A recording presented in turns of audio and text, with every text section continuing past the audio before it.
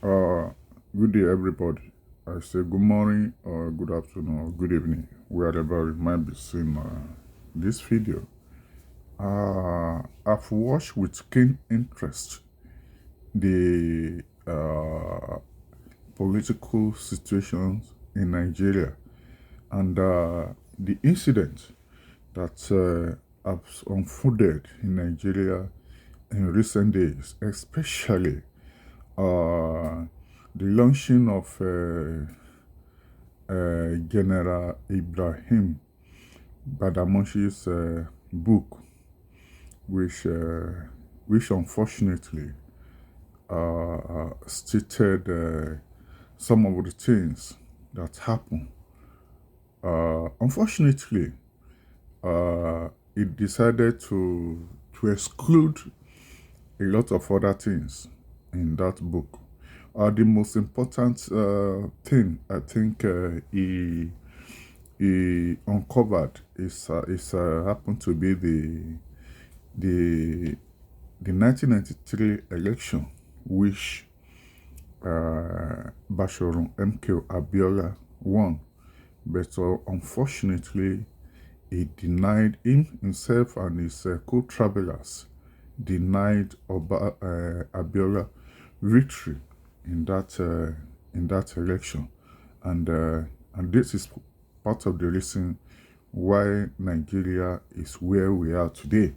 And one of the most important discovery is that he said the coup of the the first coup in Nigeria, which happened in on January 15, 1967, 1966, wasn't an Igbo coup. Unfortunately, uh, he said some people hijacked the coup, and at the end of the day, the coup looked like an Igbo coup because no prominent politician in the southeast was was arrested or neutralized. Be that as it may, what I noticed is that the gathering in that book launch was a conglomerate of those who ruined Nigeria, who put us in where we are today. A lot of them they have the blood of innocent Nigeria in their hands, especially uh, General Ibrahim Badamasi Babangida has lots of blood, the blood of innocent Nigerian in his hands. During his time, Dele Giwa was murdered with a parcel bomb. It was a state murder, whether we like it or not.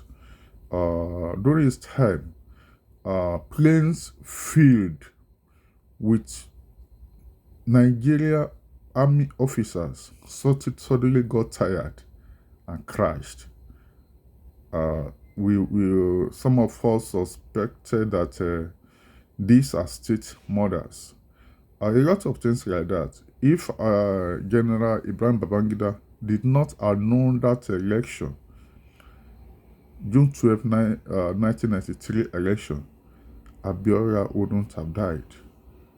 A lot of protesters were gunned down by soldiers who are trying to quench riots and demonstration. It is so unfortunate that Babangida has a lot of blood in his hand, and he's being economical with the truth. Nigeria we can't have true reconciliation if we are not ready to say the truth, if we continue to be economical with the truth. The Igbo people have continued to bear the brunt of that January 15 coup. They have continued to carry the baggage of that coup. And I want to admit here that yes, some people made mistake, especially Ifeanyi and Major Ifeajuna and Major Kafo, who were involved in murders.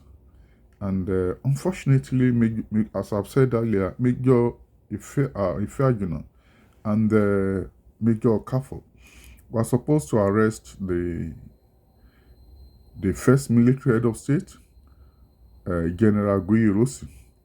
They let him loose, according to the accounts of one of the coup plotters who happened to be a Yoruba man. He said they are intentionally let him loose. Maybe if he had been arrested, we wouldn't be in the condition we are today. We wouldn't have had the civil war. But at the same time, I've read the accounts of some other people. I've read the accounts of General Lutoye, who is now a traditional ruler in Ondo State. He also mentioned that he heard about the coup, that Isogun told him and about the coup, that the intention of the coup was never, according to General Lutoye, was never to make the coup an Igbo coup. But unfortunately, the Igbos of Nigeria have continued to carry the baggage of that coup. It's very unfortunate that those who staged the revenge coup were also aware of the intention of the coup plotters.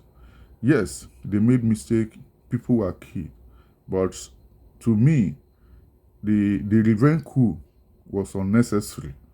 It was unnecessary. It was not necessary at all. The revenge coup was not necessary, because looking at it, most of those who carried out the revenge coup, as I've said earlier, they are minority. From General Gowon to Buhari. I mean, yes, Buhari is a Fulani. They are minority in the north. Though the Fulanis, they have so much influence. Selfless Danjuma, a northerner, is also a minority in the north. General Babangida, is not Fulani. But according to some unverified sources, they said his father is from Ogbomoso, so his name is Badamoshi or whatever. These guys are minority in the north. Today, their people are suffering. These people have a lot of the bloods of innocent Nigerians on their hands. So, if we must have proper reconciliation, we must be truthful about it. I think the best thing to do, let me say this, majority of those who are in that gathering, in the launching of the book, in a sane society, a lot of them are supposed to be behind bars. In fact, the death of Bashir MK Abiola was not, we all know that his death was not natural. Bashir MK Abiola suddenly died under the watchful eye of Abdulsalam Abubakar. These people are supposed to be investigated. The death of Abacha is supposed to be investigated. The death of Bashir MK Abiola is supposed to be investigated. These are state killings. I don't think Abacha died a natural death, and it is very glaring that Bashir MK Abiola did not die a natural death. So, be that as it may. So, a lot of these people who are there, who are in that gathering, are the ones that put us in this condition. They are the ones that ruined Nigeria. Unfortunately, during their reigns, most of them who have been president, who have been military head of state, they took wrong decision that landed us where we are today. If we must have proper, genuine reconciliation, the present president and commander-in-chief of Nigeria Armed Forces, President Bola Ahmed Tinubu, must deem it fit to apologize to Ndigbo on behalf of Nigeria for the genocide committed against Igbo officers during the what was called the the revenge coup, which happened, I think, July 1966. Over 300 Igbo officers were unnecessarily murdered. Genocide was committed against those innocent Igbo officers in Ibadan. And on that day, the first military head of state, General Rossi, was neutralized. He was murdered in cold blood by Theophilus Danjuma and his gang. Adekunle Fajuyi, the governor of the Western region, was murdered with him just because he told them, wherever you want to take my visitor to, you have to take me there. I cannot betray him. He was a good representative of the Yoruba people. If the president and commander-in-chief can have a broadcast to apologize to the Igbo people, it will go a long way to heal the wounds. Unfortunately, those who carried out the first coup, I believe they are all dead. They are all dead. But fortunately, those who unnecessarily carried out the revenge coup, people like Theophilus Danjuma, people like Buhari, General Ibrahim Babangida, all of them are still there. But it baffles me. Despite the fact that, because General Babangida, in his book, is not telling us that the first coup was not an Igbo coup. But despite the fact that you guys knew that it wasn't an Igbo coup, you still went ahead to slaughter innocent Igbo officers in Ibadan. It was alleged that General Ibrahim Babangida was involved in slaughtering those Igbo officers in July 1966 as a revenge of the first coup, where the Prime Minister, the Premier of the Northern region, the Premier of the Midwestern region, the Premier of Western region were all neutralized. The coup plotters, the revenge, those who planned and carried out the revenge coup, these guys that I've mentioned must have the boldness to come out and apologize to Nigerians and apologize to people of Southeast. They must apologize to the Igbos for the crime they committed against humanity. They must do this for us to have proper reconciliation. Nigeria, all this while, is a country of oppressors. It's a country where people don't look at the interests of others. It's a country where people are very selfish and self-centered. It's a country where intimidation and lawlessness is the order of the day, where intimidation and lawlessness is part of governance. A country where intimidation and lawlessness is part of governance cannot prosper. That is why Nigeria is not prospering.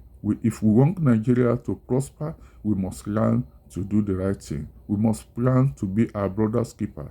We must learn to be above board. It is very unfortunate that our leaders over the years have never been above board. They have not been able to do anything in the interest of Nigerians. They have always been doing things in the interest of themselves. Nigeria is the only country in the world where somebody will steal whatever is supposed to be used for development, for personal use. This is unfortunate. That is why Nigeria is not moving forward.